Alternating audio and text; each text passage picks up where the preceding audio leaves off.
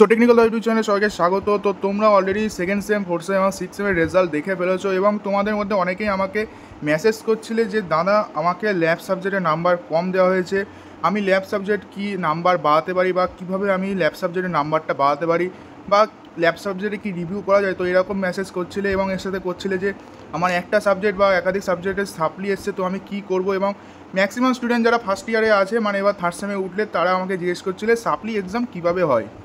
তো ল্যাব সাবজেক্টে কিন্তু এখনও পর্যন্ত রিভিউ করা যায় এরকম অ্যাপ্লিকেশান কিন্তু এখনও চালু হয়নি, ঠিক আছে। তো ল্যাব সাবজেক্টে কিন্তু রিভিউ করা যায় না। তো ল্যাব সাবজেক্টে যদি তোমাদের নাম্বার কম আসে তো তোমরা কিছু করতে পারবে না। ল্যাব সাবজেক্টের নাম্বারটা কিন্তু পুরোটাই তোমাদের কলেজের হাতে থাকে, মানে যে 100 নম্বরে তোমরা ল্যাবে পরীক্ষা দাও সেটা কিন্তু পুরোটাই তোমাদের কলেজের হাতে থাকে। তো তোমরা কলেজের স্যার ম্যাডামদের সাথে কথা বলতে পারো এই বিষয়ে।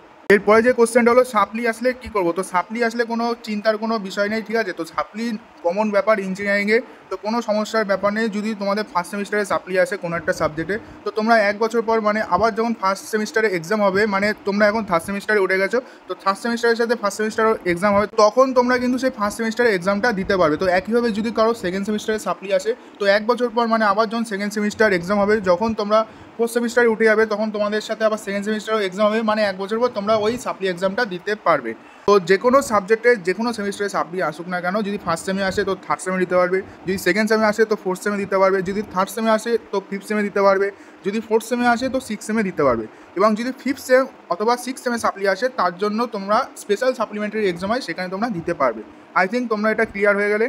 তো সাপ্লি এক্সাম কীভাবে হয়, তো সাপ্লি এক্সাম একদম নর্মাল, যেটা তোমরা এক্সাম দিয়েছো ফার্স্ট সেমিস্টার সেকেন্ড সেমিস্টারে, নর্মাল তোমাদের যেমন এক্সাম হয় তেমনই তোমাদের সাপ্লি এক্সাম হয়।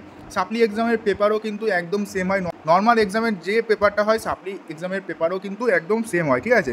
তো ম্যাক্সিমাম কলেজে কিন্তু সাপ্লি এক্সামের স্টুডেন্ট এবং যারা নর্মাল এক্সাম দিতে আসে তাদের একই ঘরে বসায়। কিছু কিছু ক্ষেত্রে দেখা যায় যে সাপ্লি এক্সাম যাদের থাকে তাদের আলাদা ঘরে বসায়। তো বাকি সমস্ত কিছু কিন্তু সাপ্লি এক্সামের কোশ্চেন, নাম্বার প্যাটার্ন, এভরিথিং কিন্তু সেম হয়। এবং তোমাদের কিন্তু সাপ্লি এক্সামের কিন্তু এক্সট্রা তোমাদের ফর্ম ফিল আপের টাকা দিতে হয়। নর্মাল এক্সামের যেটা তোমাদের টাকা লাগে, তার সাথে তোমাদের কিন্তু সাপ্লি এক্সাম, মানে ক্যাজুয়াল স্টুডেন্ট হিসেবে তোমাদের কিন্তু একটা এক্সট্রা ফিস পেমেন্ট করতে হয় ফর্ম ফিল আপের জন্য। এবং তোমাদের কিন্তু একটা এক্সট্রা রেজাল্টও আসে। যদি তোমাদের ফার্স্ট সেমে একটা সাবজেক্টে সাপ্লি আসে, তো ওই রেজাল্টটা তো তোমাদের কাছে থাকছে। যখন তোমরা থার্ড সেমে উঠে যাওয়ার পর আবার ফার্স্ট সেমে সাপ্লি এক্সাম দিয়ে ক্লিয়ার করে নেবে, দেন কিন্তু তোমরা একটা নতুন আবার রেজাল্ট পেয়ে যাবে। তো তোমাদের কাছে কিন্তু এখন দুটো রেজাল্ট হয়ে যাবে, একটা সাপ্লি এক্সামের রেজাল্ট এবং যেটা আগে পরীক্ষা দিয়েছিলে সেই রেজাল্টটা। তো আই থিঙ্ক তোমরা সমস্ত কিছু বুঝতে পারলে। এরপরেও যদি কোনো কোশ্চেন থাকে অবশ্যই তোমরা কমেন্টে করতে পারো, আমি সমস্ত কোশ্চেনের অ্যান্সার দেবো। তো আজকের এই ভিডিওটা অবধি ছিল, আশা করবো তোমাদের ভিডিওটা ভালো লেগেছে। যদি ভালো লাগে একটা লাইক করবে এবং তোমরা যদি আমাদের চ্যানেলে নতুন হও এবং এরকম ভিডিও পেতে চাও তো চ্যানেলটাকে অবশ্যই সাবস্ক্রাইব করবে। তো দেখা হচ্ছে নতুন একটা ভিডিওর সাথে, ততক্ষণ বাই বাই।